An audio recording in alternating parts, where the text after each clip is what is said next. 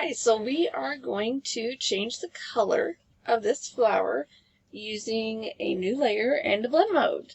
We're going to be using the hue blend mode on this one to actually just change the hue. It's going to keep all the values. So I'm going to go ahead and lock my layer 1 here so I don't accidentally color on it and create a new layer.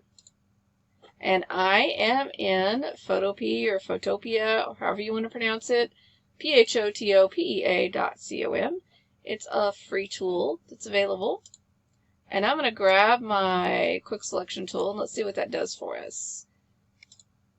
Oh, wow, it selected lots of flower. Okay, I'm not going to do this one over here, but that's okay. I just won't paint over there. This software, this app rather, is a little finicky on how it selects things. It's a little kooky. So sometimes you have to kind of play with it a little bit to get it to select just right. Sometimes you have to click individually. But you'll see here, well, let us add this, or is it going to wig out? Oh, yeah, let us add that. Let me see if it'll let me minus this section.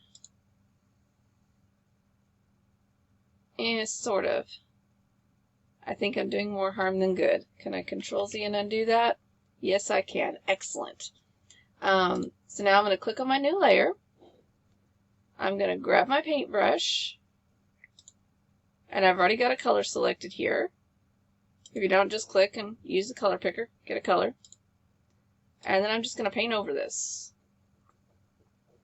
And yep, it's going to look really ugly here for a minute. Don't worry, it'll get better. Very surreal purple for this landscape. Oh, you can see where it's getting where I've selected a little bit. We'll fix that. There you go.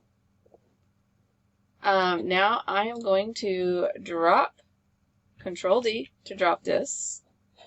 And I'm going to make my brush smaller. I'm using the bracket keys to do that. They're right next to the P on your keyboard. And I'm going to go in and clean up these edges. Right here. Right there. And let me grab the eraser tool and fix that where it went over just a little bit. And let me grab right here. It's not going to be perfect. That's okay. Alright, now I'm going to change the blend mode. So make sure you're selected on that top layer. Go here in your layers panel where it says normal and pull down to hue. And there you go. Yes, it looks surreal because we picked a color that really doesn't belong in this landscape. Now let's say we want to change the center. Let me zoom in.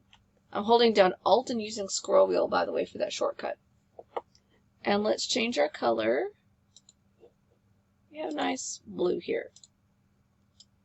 And we can just paint over this.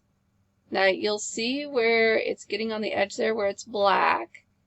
It's not actually looking like it's doing any changes. It's not making any changes to the image because, oh, I got a little bit over a little bit.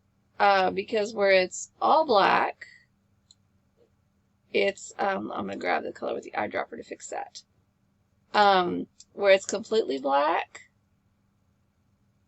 there's no hue for it to overwrite.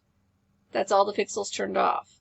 And where it's completely white, there's also no hue for it to overwrite. Because all the pixels are turned on. That's how additive color works. So this doesn't work on pure black or pure white, but everything in between is fair game.